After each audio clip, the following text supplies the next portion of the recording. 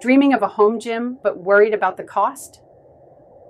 In this video, I'll show you how to set up an affordable and effective home gym without breaking the bank. Start by focusing on the essentials. You don't need all the fancy machines. Here's what you should begin with. Dumbbells or kettlebells are affordable and versatile. Resistance bands are inexpensive and portable, and a jump rope is great for cardio. You can also create some of your equipment at home. For example, make a DIY weight with a backpack filled with books or water bottles. Get creative. Look for equipment that serves multiple purposes. For example, a stability ball can be used for core work, and bodyweight exercises like push-ups and squats don't require any equipment at all. Even if you have limited space, don't worry.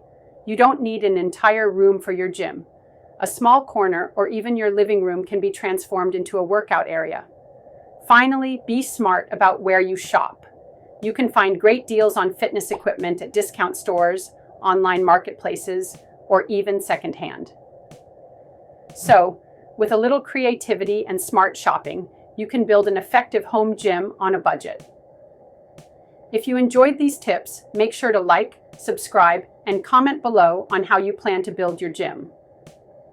Subscribe for more budget-friendly fitness and lifestyle tips.